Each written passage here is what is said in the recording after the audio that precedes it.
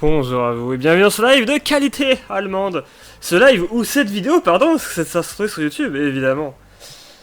Ça se trouve sur YouTube, ça va être pour le DBD News slash analyse de chapitre. Alors ouais, je le dis maintenant, ça va être un hybride entre DBD News et analyse de chapitre. En fait, je me suis rendu compte que j'avais pas grand chose à raconter sur le nouveau survivant. Et que, en plus de faire des recherches avant, je zappé. C'est pas grave. Et que, ouais, j'ai pas grand chose à dire sur le nouveau survivant. Et en fait, j'ai plus de choses à dire autour, en fait, ça qui est dingue. Du coup, j'essaie de meubler ça avec des leaks officiels, bien sûr, enfin des leaks officiels. Les leaks sont jamais officiels, mais bon, des leaks, on va dire, de sources sérieuses. Et des autres changements qui vont arriver avec les prochaines mises à jour. Du coup, voilà. Je vous fais un plan de vol. Attendez.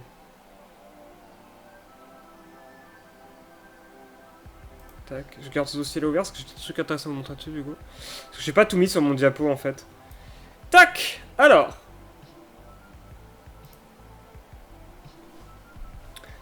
Est-ce que vous voyez? Apparemment non.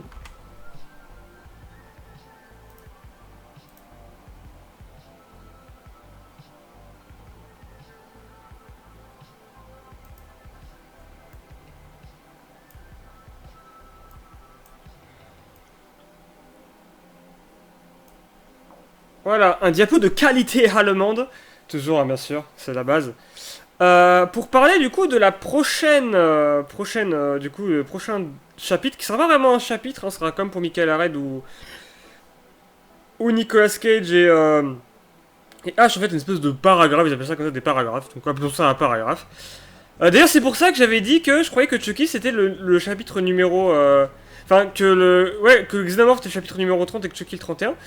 Parce qu'en fait, j'ai considéré Nicolas Cage comme étant le chapitre 29. En fait, non, le chapitre 29 c'est Xenomorph. C'est pas un chapitre, c'est un paragraphe, Nicolas Cage. Voilà, d'ailleurs, tout le monde a oublié que Nicolas Cage est dans le jeu. Et ça, c'est terrible. Je bois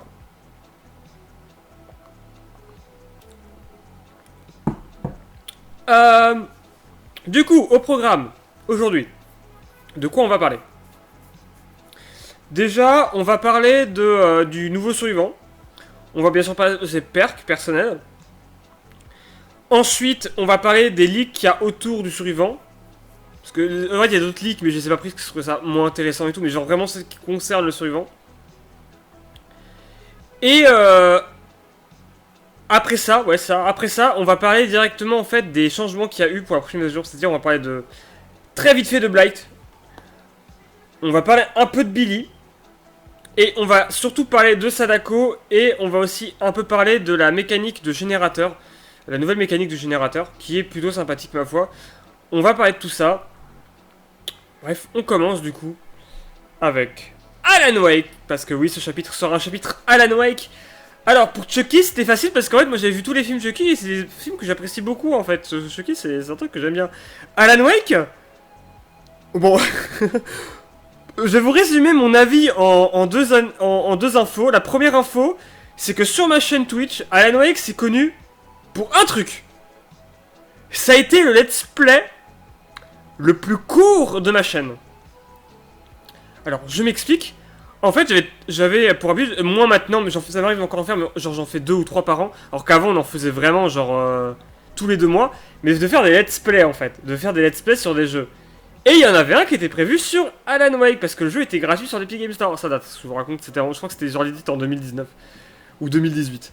Et genre, je me suis dit, bah c'est cool, on va le faire en live, le jeu a l'air sympa, je connais rien dessus en plus et tout, donc c'est parfait pour découvrir le jeu. Le let's play a duré 40 minutes, parce que véridique, alors qu'on était le matin, il était genre 10h, et que je venais de me réveiller. Je m'endormais sur le jeu, le jeu me fatiguait, le jeu m'emmerdait. Et en plus, je trouvais le jeu pas ergonomique, enfin je trouvais le jeu vraiment pas bien, en fait, je me faisais vraiment chier. Et du coup, en fait, le jeu, je l'ai vite oublié. Et voilà, du coup, Alan Wake sur ma chaîne, c'est connu pour être. C'est connu.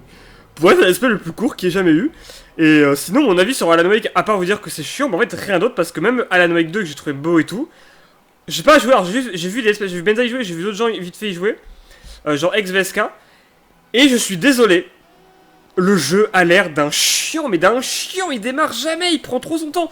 Et en fait, quand il se passe un truc, c'est tellement soudain et anecdotique qu'on s'en fout en fait, surtout qu'après, tu tapes genre 3 heures de rien quoi. C'est infernal. Pourtant, le jeu, je trouve qu'il a un vrai potentiel, il a un côté un peu cinéma que j'aime bien. Mais c'est un jeu aussi qui s'écoute un peu trop parler, et c'est un jeu t'as l'impression qu'il aurait plus aimé être un film qu'un jeu. Et moi, ça m'emmerde ce genre de jeu en fait. Et c'est le cas pour Alan Wake 2. C'est dommage, hein. Mais ouais, du coup, moi, Alan Wake, je vous dis, voilà, c'est une licence que je trouve chiante et pas intéressante. Et du coup, Alan Wake, vous me demandez de quoi ça parle, je sais même pas. Juste que Alan Wake est un écrivain et qu'il affronte des monstres qui, pour les blesser, doit les éclairer. Ça lui donne toute la lumière. Donc il a une lampe et un flingue et il illumine les monstres puis les flingues. C'était un truc de gameplay que je trouvais intéressant dans Alan Wake, le jeu.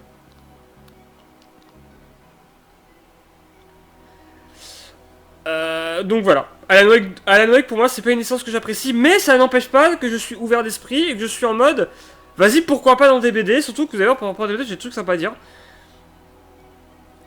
Mais aussi j'en profite aussi pour dire un truc, c'est vrai que j'ai vu que sur internet les gens étaient... En fait il y a vraiment deux teams j'ai l'impression. C'est les gens qui trouvent ça nul à chier d'avoir mis Alan Wake et les gens qui sont trop contents d'avoir mis Alan Wake. Alors les gens qui sont contents qu'il y a Alan Wake parce que il y a Alan Wake 2, le jeu a bien marché, il s'est créé quand même une petite fanbase et tout. Je sais qu'il y a pas mal de mèmes autour de Alan Wake parce que l'acteur qui joue il a quelques moments, il a quelques poses un peu marrantes, des têtes, il fait des têtes un peu drôles à des moments et tout. Alors j'ai vu, en fait Alan Wake 2 j'ai surtout vu des mèmes en fait autour du truc. Et quoi d'autre? Ouais et aussi c'était putain merde j'arrive pas à parler c'est terrible. Et aussi parce que le jeu a plu quoi tout simplement. Et par contre, ouais, les gens qui n'aiment pas, en fait, ils aiment pas pour une raison qui est très con. En fait, souvent, je vois ce truc-là revenir, c'est qu'ils savent pas c'est qui. Ils sont en mode, je m'en fous d'Alan Wake, j'aime pas, je suis pas content, parce que je ne connais pas. Alors qu'on me propose de découvrir un truc. C'est fou, ça. Et je suis étonné parce que cet argument, c'est la première fois que je vois venir. Du coup, ça veut dire quoi? Que pour tous les autres tueurs de licence, les gens connaissaient? Je suis étonné, hein. Genre, Cenobit, par exemple, tout le monde connaissait Cenobit? Je pense pas, hein. Moi, Cenobit, je vais vous avouer un truc que j'ai connu grâce à Link to Sun, hein. Sinon, j'aurais jamais connu le Riser.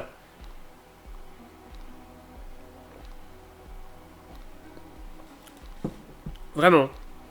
Et ça date, hein. C'était ta vidéo sur les clichés des films d'horreur, je crois. Mais non, pas les clichés des films d'horreur. C'était sur, je sais plus.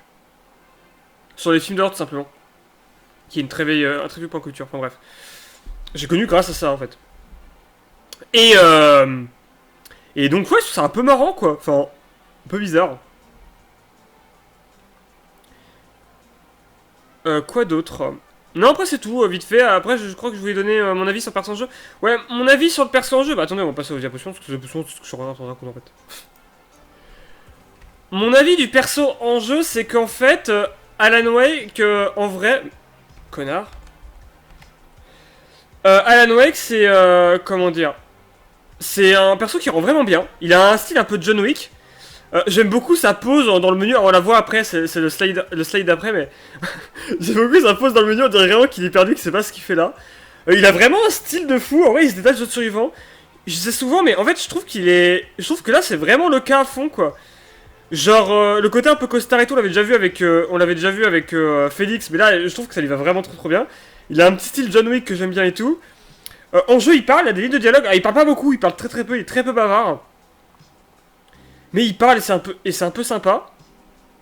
Non, non, en vrai, Alan Wake, par contre, je crois qu'il a quand même beaucoup moins de lignes de dialogue que Nicolas Cage. Hein. Mais voilà, sympathique. Voilà, en jeu, à droite, comme je vous dis, on dirait qu'il a l'air perdu. Il me fait marrer. En mode, qu'est-ce que je fous ici? J'adore. Et du coup, Alan, il vient avec 3 perks personnels. Qui sont Champion de la Lumière, Bénédiction, Bénédiction, Illumination et Échéance. Qui, par contre, en anglais, les noms en ont plus stylé. Alors, c'est Champion of Light le premier, donc c'est pareil. Mais le dernier, c'est Herald of Darkness et pas Échéance. Je sais pas pourquoi ils ont traduit Herald of Darkness par Échéance. Ou c'est le deuxième Herald of Darkness, je sais plus. Mais ouais, non, je sais pas, c'est trop bizarre. Bref. Et du coup, Les perks, on va en parler. Alors par contre, on rappelle un truc, c'est que souvent les perks ont tendance à changer. Voilà, genre on l'a vu par exemple pour les perks de Chucky. Il y a eu des changements avant qu'ils sortent. Donc là, ça va sûrement être pareil, et je pense que ça va être le cas. Parce que, en fait, vous allez voir qu'il y a un thème récurrent qui vient sur les perks, c'est que... Ah, il y a une idée qui est bien, mais c'est pas suffisant pour que ce soit exploitable. C'est ce truc-là, vous allez voir. Déjà, champion de la lumière. Alors, je lis. Lorsque vous tenez une lampe torche, champion de la lumière s'active. Accorde plus 50% d'effet statut rapidité lorsque vous faites briller votre lampe de poche. Lorsque vous réussissez à aveugler le tueur, avec votre lampe de poche, il subit aussi moins 20% de statut entrave pendant 6 secondes. Cet effet ne s'accumule pas. Champion de la lumière a un temps de rechargement de 60 secondes après avoir aveuglé le tueur. Alors, du coup, ça fait quoi la perque? En gros, pour résumer, quand vous aveuglez un tueur avec une lampe torche, et ben en fait, il va avoir un effet de ralentissement de 20%. 20% c'est quand même pas mal. En vrai, c'est pas du tout négligeable, et surtout pendant 6 secondes, donc c'est clairement pas négligeable. Donc par exemple, quand vous allez aveugler un tueur devant une palette, et ben le tueur, en plus de devoir finir de péter sa palette, il va être ralenti après pour venir à vous, et ça vous donnera plus de temps pour aller vers un autre loop. Et ça c'est cool, ça c'est très intéressant. Je dis maintenant, champion de la lumière, c'est pour moi sa meilleure perk. Et en vrai, c'est celle qui est réellement bien. Qui est réellement viable. Voilà. Ensuite, il y a aussi le truc que je n'ai pas dit, c'est que quand on joue avec champion de la lumière, on a un bonus de 50% de la rapidité. Il y a un truc intéressant à dire dessus. J'ai vu quasiment personne en parler, mais il faut que j'en parle parce que c'est intéressant. J'ai testé, ça marche. Quand, du coup, vous serez en train d'illuminer avec votre lampe, vous irez 50% plus vite. Bon, en vrai, vous savez bien qu'une lampe ne peut pas courir, donc ça serait juste en marche. Mais il y a un petit truc.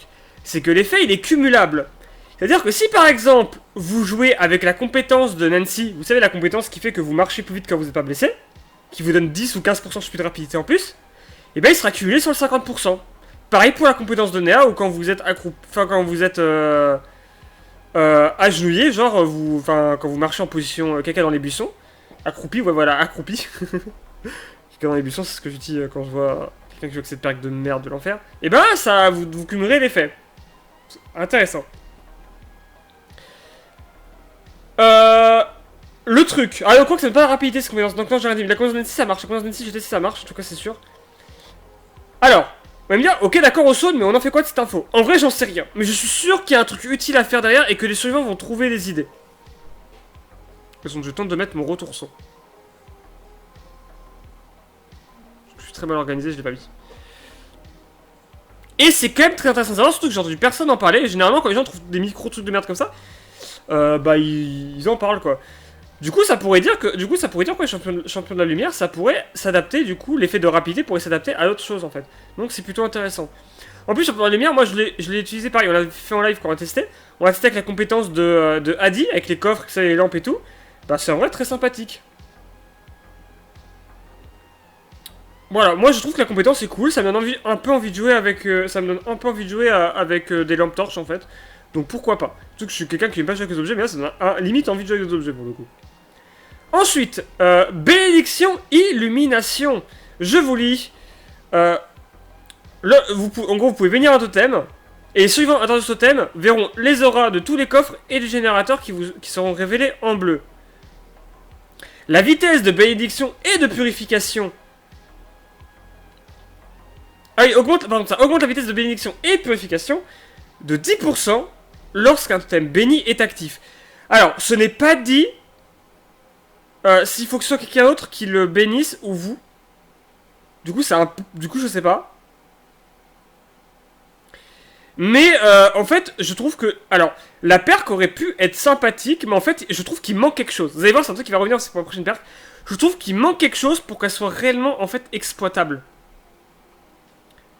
En fait, c'est con, mais genre, si par exemple, l'effet des 10% était tout le temps actif de base, ça serait grave intéressant parce que du coup, si tu joues avec une autre perque de totem, du coup, de sort, moi j'aime bien jouer avec en plus des builds de sort et tout. Je fais souvent insulter dans les games d'ailleurs pour ça. Ne me demandez pas pourquoi, je sais pas si c'est votre cas aussi, à vous.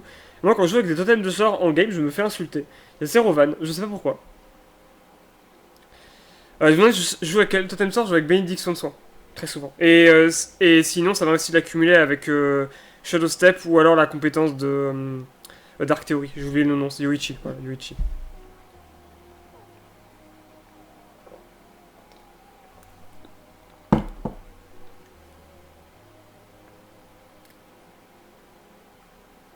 Quoi d'autre dire cette part. Ouais, genre par contre, l'effet, il aurait été comme ça aurait été bien. Même juste aussi en autre chose. C'est. Le totem, par exemple, te permettrait de voir d'autres totems. Ça aurait pu être bien, en fait. Genre en mode, le totem, quand j'active, il te fait voir les coffres, les générateurs dans l'aura du totem, mais aussi, il te fait voir aussi. Il te fait genre aussi voir, par exemple, le totem le plus proche ou alors les deux totems les plus proches de ton totem. Pourquoi pas tous les totems aussi. Et du coup, l'effet aurait pu se cumuler très bien avec l'autre effet, du coup, dans ces cas-là. Mais ce n'est pas le cas. Pour pouvoir placer un thème de manière plus optique. Et en fait, voilà, cette paire qui lui manque quelque chose, il lui manque un petit truc pour qu'elle soit vraiment bien. Et en vrai, même avec ce que je dis là, je pense qu'elle sera pas jouée. Mais moi, je jouerai avec et je pense que les gens pourront jouer avec et ça rendrait une paire quand même sympathique. Parce que moi, il y a vraiment des paires qui sont inutiles, il y a des paires qui sont sympas, et il y a des paires qui sont méta. Ça arrive que des perks sympas soient aussi méta. En fait, moi, ce que j'appelle les perks sympas, c'est vraiment des perks en mode. C'est pas du tout méta, c'est pas du tout opti, c'est pas du tout opti, mais la perk a une utilité.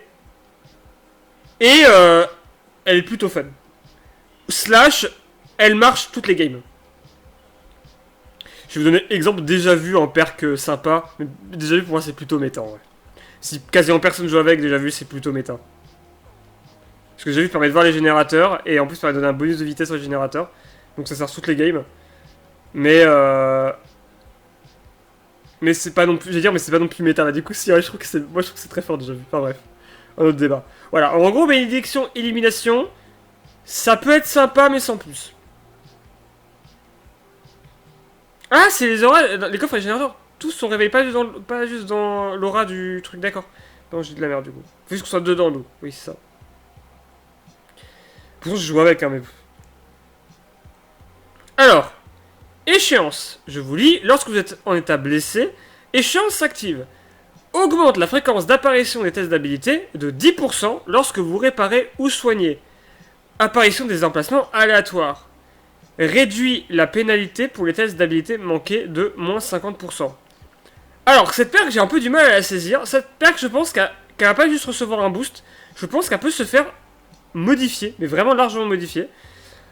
Déjà, il faut savoir un truc, le seul truc bien de la perk, c'est que ça augmente la fréquence d'apparition des tests d'habilité. Et là, si vous êtes un joueur débutant ou un joueur casu,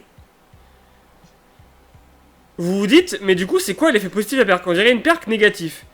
En fait, il faut savoir un truc, c'est qu'en vrai, les tests d'habilité, à un certain niveau de jeu, c'est un truc que tu as envie de voir. Alors, ça peut vous choquer ce que je vais vous dire, parce que moi, quand je l'ai appris, quand je l'ai vu surtout, j'étais pas bien, mais il y a des survivants, les tests d'habilité, ils les font tous parfaits. Genre, ils font que des perfects. Et donc, eux, les tests d'habilité, c'est ce qu'ils veulent en fait, c'est ce qu'ils ont envie de voir. C'est pour ça, par exemple, que les gens ont beaucoup dit du mal de la perk de Sadako Tempête Impitoyable. En mode, c'est vraiment que pour les noobs. Parce qu'effectivement, il y a vraiment que les noobs, ou les gens qui lag, n'est-il pas moi-même, qui ratent leur test d'habilité. Bon, moi, alors aussi, je tiens à dire un truc. Je rate des fois. Alors, je dis parce que ça m'arrive en live. Je rate mes tests d'habilité. Ah, c'est pas pour excuse que je dis ça, mais véridique. Des fois, je ne vois pas le truc apparaître, ou je ne l'entends pas, et des fois, les deux. Je ne sais pas pourquoi. Genre, c'est moi, hein, c'est psychologique, hein, mais. Des fois, je vois pas les trucs apparaître, et je les entends pas. Voilà. Après, j'ai des problèmes de concentration. Donc, je pense, pour pas dire que je suis sûr que c'est lié. Voilà. Mais à la base, les tests d'habilité, c'est un truc que tu as envie de voir.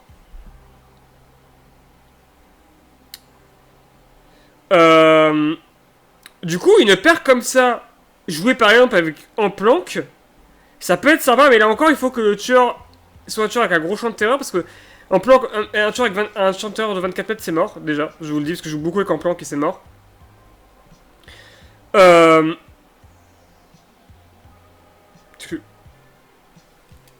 Qu'est-ce que je veux dire? En fait, le problème de la perque, c'est qu'il manque vraiment un truc pour que c'est utile. En fait,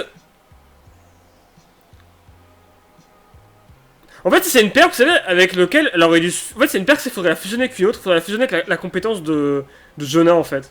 Bon, ça se fera jamais parce qu'évidemment, ils vont pas fusionner deux perques, mais. Jonah, vous savez, il a une perque qui fait que. Quand tu loupes un test d'habilité ou un de tes potes loupe un test d'habilité sur ton générateur, T'as des jetons et genre ça bouffe un jeton et à la place de le rater, bah ça le réussit quoi. En fait, les compétences auraient dû être mélangées, je pense. Et ça l'a rendu plus intéressant. Ou alors, en vrai, la perk aurait un effet de augmente la fréquence d'apparition de tes habiletés, mais genre élargit la zone de réussite parfaite. Ça aurait été plus intéressant. Mais ce n'est pas le cas. Et c'est un peu dommage.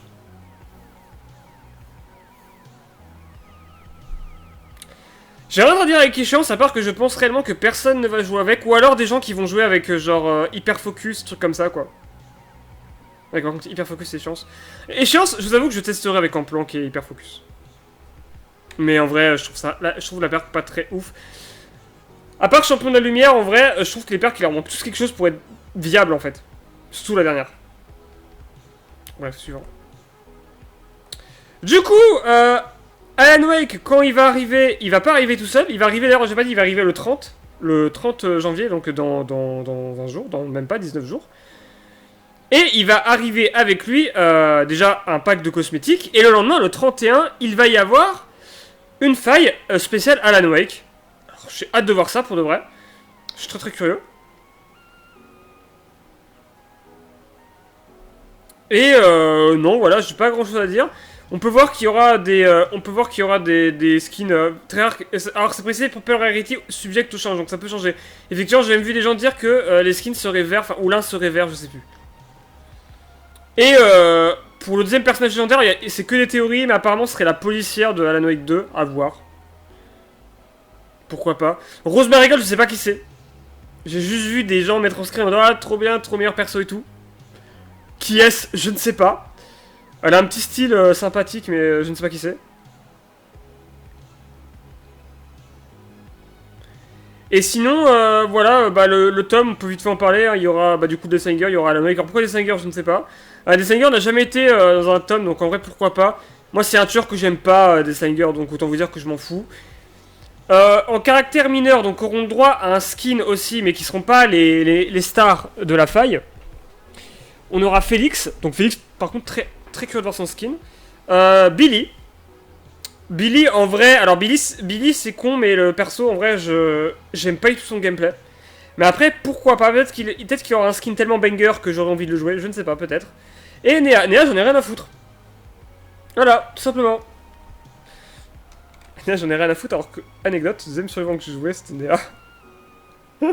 C'est la seule partie où je me suis échappé. La première partie, c'est joué Dwight. Je regarde si j'ai rien loupé. Non, après, en fait, j'aurais bien fait des théories sur le Unknown caractère, mais je connais pas les jeux Alan Wake, donc je peux pas vous dire. Mais le personnage de la flic, en vrai, est pas mal, en vrai. Ouais, ça pourrait être cool. Elle a vraiment une apparence assez atypique. En plus, un côté un peu police, j'aime bien. Maintenant, on parlait des changements. Alors, le truc Media Player, c'est pas moi. Hein, c'était. D'ailleurs, j'ai pas dit, mais tout ça vient de Divit. D-V-V-E-E-T. Elle est sur Twitter. Elle partage plein de leaks et d'infos et tout. Super bien. Allez la voir. C'est pas moi qui ai écrit ça. Hein, c'est vraiment elle. Voilà. Bref. Du coup, pareil, ça vient d'elle. De toute façon, tout ce que vous voyez là, ça vient d'elle. À part les trucs au début que j'ai créé là, ça c'est moi par exemple. Ça aussi c'est moi, mais genre, bon, pas beaucoup d'efforts. Tout le reste là qu'on va voir après. Attendez, ça, non. ça vient d'elle. Pardon. J'avais oublié que j'avais mis ça. Attends, je spoil de la fin. Du coup, Billy va avoir un changement. Et là, déjà, je vais dire un truc sur Billy. Je vais juste vous en parler sans trop vous donner mon avis parce qu'en vrai Billy j'ai pas d'avis. Il y aurait eu Kevender, ça aurait été cool, il aurait pu nous en parler. J'aurais même limite invité en vocal pour qu'il nous en parle. Mais il n'est pas là.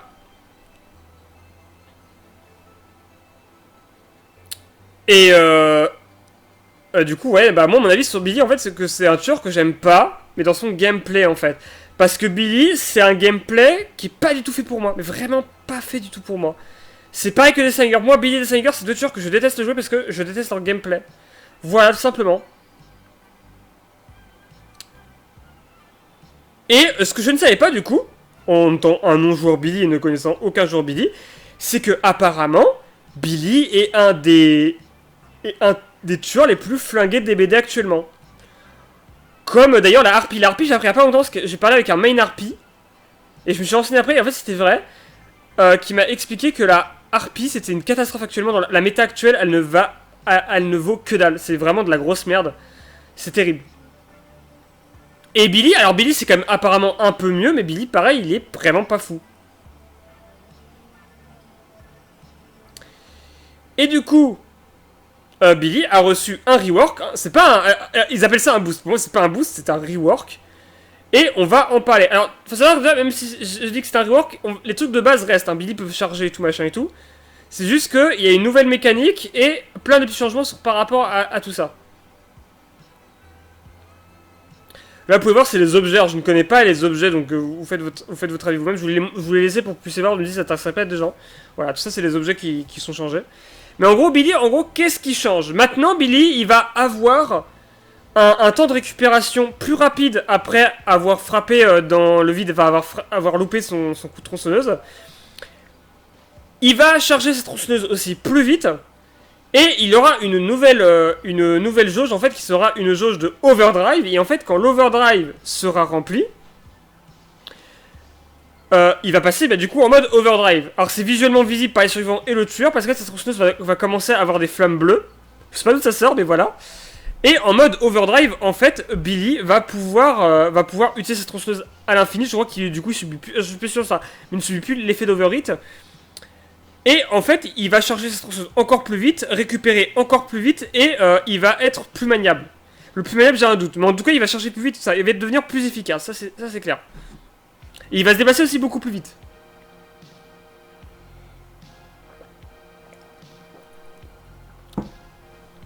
Et en gros, voilà, c'est ça l'idée pour Billy. Je suis désolé, j'ai rien d'autre chose à vous dire parce que je ne connais pas assez le personnage pour vous en parler. Juste, je ne savais pas que Billy était un joueur si mauvais que ça. Mais du coup, bon retour Billy, parce que tout le monde dit que c'est incroyable. J'espère qu'ils vont pas le nerf, parce que pour avoir joué contre lui dans la PTB, effectivement c'était fort, mais c'était pas non plus abusé. D'ailleurs, avant qu'on passe à Sadako, je fais une petite parenthèse Blight. Alors Blight, pareil, il a reçu des nerfs, je mets des grosses guillemets, sur ses add-ons. Il faut juste savoir qu'il y a un de ses add-ons qui a été rework et qui lui permet maintenant de pouvoir dash à l'infini. Il n'y a pas de vanne, il y a 0 vanne dessus. Et il faut savoir que je dis un nerf entre guillemets parce que oui c'est un nerf, mais pour reprendre un exemple que j'avais pris hier, l'exemple que je vais vous prendre là, ça décrit très exactement tous les changements qu'a reçu Blight sur ses nerfs d'objets. C'est comme si tu avais un lance-roquette et que l'explosion de ton lance-roquette avait une zone d'explosion on va dire, de 8 mètres. Et qu'on t'a nerf ton lance-roquette et que maintenant son rayon d'explosion est de 7,5 mètres. C'est littéralement ça. Genre il y a un objet qui passe je crois, un truc de 3 secondes à 2 secondes. Il y a vraiment un truc comme ça. Et surtout qu'il y a des gens, du coup, pour troll et montrer que le nerf le nerf, ils s'en battent les couilles, il y a pas mal de vidéos de gens qui ont mis ça sur Twitter, qui jouent Blight, mais qui font des trucs de dinguerie, genre ils font des toupies sur eux-mêmes comme ça, mais on était en mode course, quoi. On dit, regardez, on s'en fout, en fait, on fait ce qu'on veut avec Blight. Et oui. Blight, le problème, c'est pas ses objets, hein. Blight, le problème, c'est le pouvoir. Et en vrai, je dis le problème, mais Blight, en soi... Alors oui, en vrai, il mériterait d'avoir un petit nerf. Mais en soi, Blight, c'est son pouvoir qui rend très fort. Et en vrai, Blight, c'est un tueur c'est un des tueurs les plus équilibrés du jeu, quoi. Je dis pas qu'il l'est, je dis juste que c'est un des tueurs les plus équilibrés avec Wesker. C'est tout. C'est pas sonné s'il y a beaucoup jouent Blight et Wesker. C'est que les gens, ils ont envie de jouer à des BD sans trop souffrir, quoi. Bref. Suivant. Je parle de Blight, j'ai peur de pas m'en souvenir. Enfin, aussi, je vous parle des générateurs après. Alors, Sadako, Sadako est officiellement la plus grosse blague du jeu après le trappeur. Voilà, je l'ai dit. Sadako, alors... je vais faire une vidéo pour en parler, mais j'en ai déjà fait une Sadako, je vais pas en refaire une. Surtout que je l'ai pas dit, au cas où c'est vrai, c'est ça, parce que je compte pas faire une vidéo pour en parler de ce que je vais vous dire là, mais... il va y avoir très peu de vidéos YouTube sur la chaîne cette année, à part des rediffs de live en fait, je suis désolé. J'essaierai quand même d'en faire quelques-unes, mais... Parce que je bosse sur un film, et en même temps j'ai des trucs médicaux. J'ai un suivi médical et ça me prend beaucoup de temps et ça me demande d'aller un peu partout. Genre par exemple, là j'ai appris que je vais devoir aller à Tours. Tours, c'est à 3 heures, c'est un exemple, hein, mais c'est à 3h30 de route de chez moi. Déjà, il y a ça et c'est chiant. Mais ensuite, en fait, il y a le fait aussi que genre, enfin, en fait, ça va être ça tout le temps. En fait, par exemple, le tour, excusez-moi. En fait, il va y avoir ça tout le temps. Genre là, je vais devoir à la tour, mais il y a des moments, je vais peut-être devoir aller à Paris. Il y a des moments, je vais peut-être devoir. Là, genre, par exemple, là, le 23, je vais devoir aller à Fougères, en Bretagne. C'est à 6 heures de route de chez moi. Voilà. Donc, voilà. C'est très compliqué. Et bref, c'est un suivi médical et tout. J'en parlerai pas là. De toute façon, j'en parlerai. Ceux qui savent. Les autres, je vous en parlerai plus tard. Alors ne vous inquiétez pas, ça va. Alors, pour ceux qui ont compris, ne vous inquiétez pas, ça va rien changer au contenu de la chaîne. Et pour ceux qui s'inquiètent et qui pensent que je vais crever, je ne vais pas crever. Je vais bien. Je vais plutôt bien. Je vais dire, je suis juste dépressif. Mais vous savez, je suis dépressif depuis mes 16 ans. Donc ça change absolument rien à comment je suis actuellement. Voilà. Pas vous inquiéter. Bref. Mais du coup, il y aura moins de vidéos. Et oui, Sadako, du coup, je disais, excusez-moi, je divague. Sadako, du coup, il y aura encore, du coup, il va y encore y avoir. Je n'arrive pas à. En fait, j'ai du mal à me concentrer sur ce que je vois là, et sur mes pensées et tout, je suis désolé. Il va encore y avoir un changement. Alors, c'est juste le troisième, hein, c'est juste le troisième rework de Sadako. Tout va bien par ça. Je me demande si c'est pas la tueuse qui a reçu le. Tueur, hein, mais qui a reçu le plus de rework en vrai. J'ai un doute. Rework, hein, pas boost. Pas boost ou changement. Parce que ça, je crois que c'est le trickster. Bah, ou le trapper, parce que le trapper depuis le temps qu'il a. Mais ouais, Sadako va encore se faire rework. Bon, alors. Cette fois, c'est quoi? En fait, ils vont mélanger la première version de Sadako avec la deuxième version de Sadako, mais en ajoutant des nouvelles choses.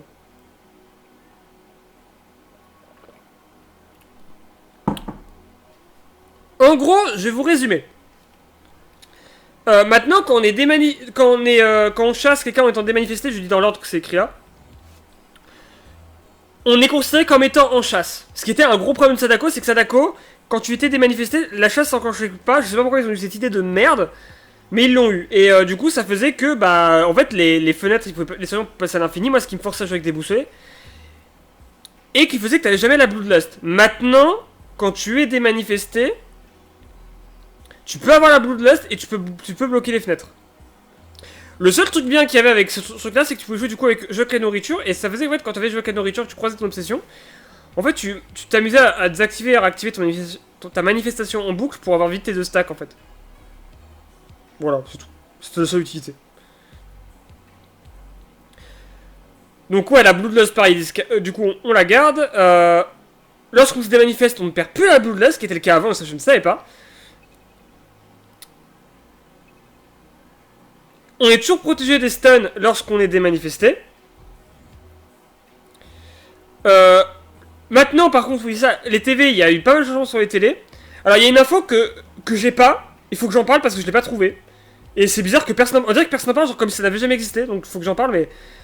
J'en parle juste après, avant de parler là sur les télés. Mais en gros, maintenant, les télés, comment ils vont fonctionner? Parce qu'ils ont encore changé de fonctionnement les télés. En gros, maintenant, les survivants, quand ils vont ramasser une cassette, un peu comme à l'ancienne, en fait, ça va mettre la télé la plus loin de leur position. Les survivants aussi verront l'aura des télés à 16 mètres 2, c'est à 16 mètres 2. Avec une aura blanche en fait. En fait, ils verront les télés avec une aura blanche dès qu'ils seront à 16 mètres. Et dès qu'ils auront une cassette dans la main, et ben ils verront en jaune leur télé où qu'ils doivent aller mettre leur cassette. En gros. Pour pouvoir enlever de la condamnation. Ils ont enlevé aussi le téléport cooldown, ça faut que je le dise. Maintenant, vous savez, au début on pouvait se téléporter autant qu'on voulait. Après ils ont mis un temps de 10 secondes. Et bah ça c'est bon, il l'a enlevé maintenant pour se téléporter infini, c'est cool. C'est juste ça, ça me redonne envie de jouer le personnage, pour de vrai. Ensuite, et ça je ne savais pas, c'est qu'en fait quand on était accroché, en fait notre barre de condamnation n'était pas loquée, elle peut continuer à augmenter. Voilà, bah maintenant c'est bon, le truc il est loqué, maintenant la barre de condamnation reste figée lorsqu'on est accroché. Les cassettes ne nous protègent plus du tout, en fait les cassettes c'est juste un objet qu'on peut aller mettre dans la télé c'est tout. Taper quelqu'un avec une cassette ne va pas lui casser sa cassette, ne va pas le condamner. Alors c'est pas écrit là, mais quand quelqu'un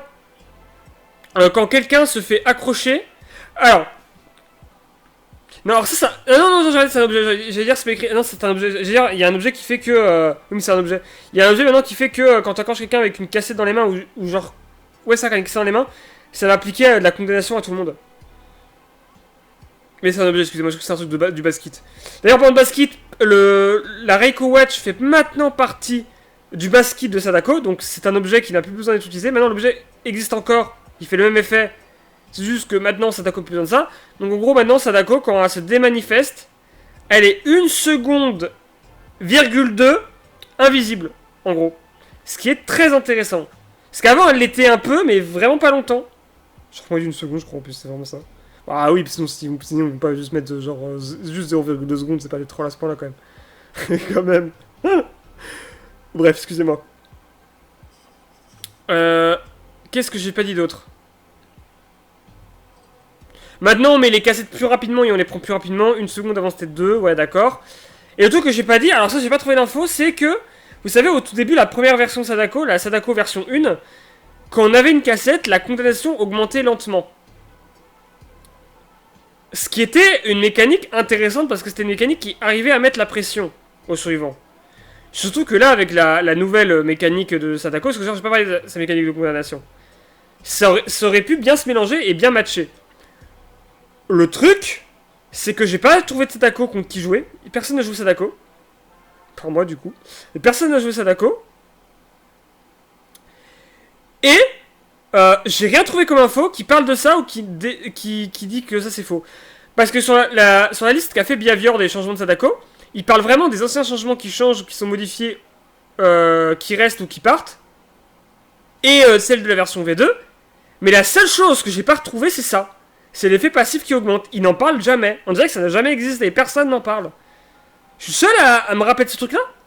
C'était ça pour le coup, c'était intéressant Sadako. Hein. Et du coup, bah je sais pas. Du coup, je sais legit pas du tout.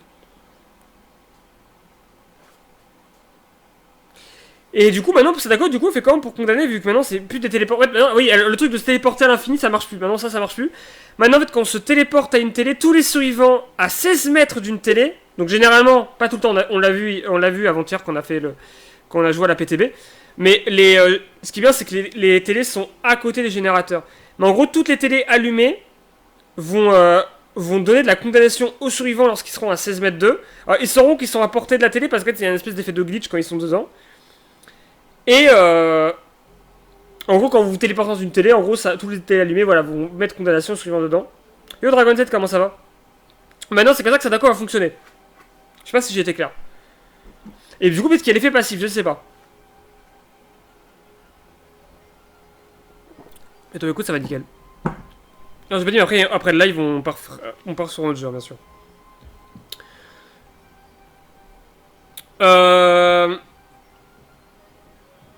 Qu'est-ce que j'ai d'autre à raconter là, Sadako? J'ai l'impression d'avoir oublié un truc. Non, je sais pas de sa méthode de condamnation. Moi, à mon avis, en vrai, le tueur, ça va le rendre mieux. Ça dépend de quelques détails. Le tueur, ça va le rendre mieux, évidemment. Mais la vraie question, c'est est-ce que Sadako va être viable? Je ne pense pas. Je pense clairement pas. J'ai vu un sondage qui demandait pour vous Sadako sera où. Il y avait genre 80% de gens qui avaient répondu C ou moins. Genre C tiers ou moins. Genre vraiment. Il y avait genre S, A, B, C ou moins. Et genre c'était vraiment C ou moins. Et en vrai je peux que les comprendre. Sadako pour moi... c'est triste à dire. Elle mériterait encore d'avoir des changements. J'espère qu'avant la fin elle va recevoir des petits changements, des petits ajustements. À voir. C'est cool parce qu'en plus il y a plein de gens qui proposent des idées et tout de fou pour Sadako. Qui pourraient vraiment la rendre bien. Sans la rendre pétée. Et les devs s'en foutent en fait. Genre une idée que j'ai proposée et que j'ai revue en plus et les gens avaient plutôt l'air de dire que c'était une bonne idée. C'est le fait que Sadako, lorsqu'elle est démanifestée, elle puisse passer à travers les fenêtres et les palettes quand ils sont tombés. Et c'est vrai que c'est une idée qui est pas mal. Et ne nous dites pas ouais ça va la rendre trop forte. En fait, non, pas forcément. Mais ouais, c'est un peu dommage.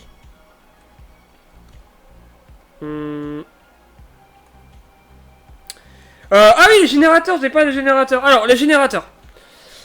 Maintenant, il y a une nouvelle mécanique. Alors, c'est une mécanique qu'ils ont créée pour lutter contre la stratégie des survivants stupides. Maintenant, les tueurs ils ne pourront que taper 8 fois sur un même générateur. Après 8 fois, c'est fini, ils peuvent plus en fait taper dessus. Le générateur en fait, va se bloquer, une espèce d'animation, l'entité va bloquer le générateur pour le tueur. Animation qui n'est visible que par le tueur, d'ailleurs elle n'est pas visible par les survivants. Et par contre, pour éviter que ça handicape de trop les tueurs quand même, parce qu'à la base c'est un truc pour faire chier les tueurs qui sont pas du tout fair play, donc autant... Enfin, voilà, donc... comment dire, donc ça aurait été con d'handicaper les autres qui essaient de jouer, on va dire, normalement. Mais en gros, maintenant, les générateurs, lorsqu'on tape pas dessus, on va perdre 2%, mais 5% de leur progression, ce que je trouve beaucoup en vrai. Et le tapping, vous savez, le fait de taper, de juste cliquer sur un générateur pour annuler sa régression, ça ne marche plus. Maintenant, pour annuler la régression d'un générateur, il faudra rester dessus pendant 5 secondes. Donc, réparer les 5% qu'a pété le tueur. Et là, il n'y aura plus de régression. Voilà. Et ça, je trouve ça très très bien. En gros. Qu'est-ce que je peux vous raconter d'autre sinon? Il y a eu des paires qui ont été échangées. Il y a eu Ruine qui a reçu un boost. Alors, j'étais pas au courant. Mais Ruine, apparemment, le totem se désactivait si un survivant mourait ou était sacrifié. Je sais pas, bah ça a été enlevé. J'étais pas au courant. Et Grim Embrace, d'ailleurs bonjour, je suis le seul joueur de Grim Embrace, je serai plus seul je pense après ça. Qui a été boost, maintenant la perk s'active pendant 20 secondes, bloque tout générateur pendant 20 secondes lorsqu'un survivant est accroché sur un crochet la première fois. Donc en gros ça a marché pour les 4 premiers survivants. Et le dernier survivant qui n'a pas été accroché, ça se bloquerait les générateurs du coup pendant le temps que faisait Grim Embrace avant. En vrai, c'est tant mieux. Et après, il y a Save the Best for the Last. Alors, Save the Best for the Last, ça me fait marrer parce que même les développeurs ils vendent ça comme un. Pas un gros changement, mais comme un changement médium. Alors qu'en vrai, moi, c'est un changement de merde, on s'en bat les couilles. C'est que maintenant, Save the Best for the Last, vous savez, c'était la paire qui faisait que vous récupérez plus de vos attaques lorsque vous ne tapez pas votre obsession. En fait, vous gagnez des jetons en tapant les survivants, sauf votre obsession. Et vous pouvez en avoir 8 max, et pour chaque jeton, vous récupérez plus vite votre attaque. Mais lorsque vous tapez votre obsession, au lieu de gagner un jeton, vous en perdez 2. Bah maintenant, vous perdez aussi les 2 jetons lorsque l'obsession perd de la vie par n'importe quel moyen. C'est-à-dire que même si l'obsession se prend un coup de tentacule de Nemesis, un coup de queue du xénomorphe ou marche sur un piège, vous perdrez 2 jetons. Je trouve le changement OSEF, et je vais vous dire pourquoi. Parce que, en réalité, les tueurs qui profitaient le mieux de Save the Best for the Last, c'était des M1 killers et pas des M2 killers. Donc en vrai, on s'en bat les couilles. Genre véridique, jouer sur Sadako c'était bien quoi. Sur la V1 Sadako, pas la V2. V2 Sadako, je la jouais juste pour espérer tomber sur des solo cul et leur mettre la misère, simplement. Le mot c'est ça, c'est la misère. Mais j'en prendrais Dredge, en vrai c'est super bien, hein, Save the Best of the Last, mais c'est un M1 killer quoi. Bref. Je trouve changement un peu bas les couilles. Il y a Quick Gambit qui carte un changement, mais on s'en fout. Voilà, c'est terminé. J'espère que ça vous aura informé. Si vous avez des questions, posez-les. Okay.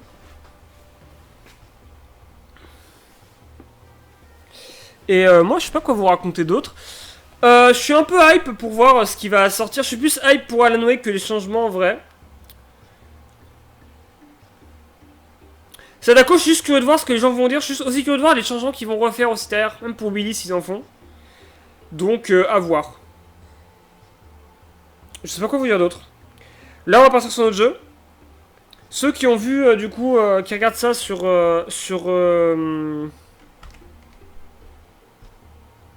YouTube, du coup, bah merci à vous. Je sais si j'étais brouillon, si je bégayais, si je faisais des tout ça, je suis vraiment navré, c'est pas voulu. Par contre, j'arrive pas à quitter mon diapo, fait chier. Ah, c'est bon. Voilà. Du coup, ce sera pas une analyse de chapitre, mais un début des news, hein, celui-ci. Hein. Enfin, je sais, vous le verrez bien, de toute façon. Faut que je fasse la miniature. Alors, sachez que j'ai commencé à poser sa miniature avec Alan Wake pour un chapitre. Le problème, c'est que c'était pas un chapitre que je vais. Ah oui, d'accord. Et du coup, c'était un peu compliqué. Du coup, j'ai fait bon, vas-y, nique. Et voilà. Bref. Je vous remercie, en tout cas, d'avoir regardé cette VOD. Ou ce live. Là, la VOD, je vais la couper. Mais le live va continuer, on va partir sur notre jeu. Voilà. Bref. A plus YouTube.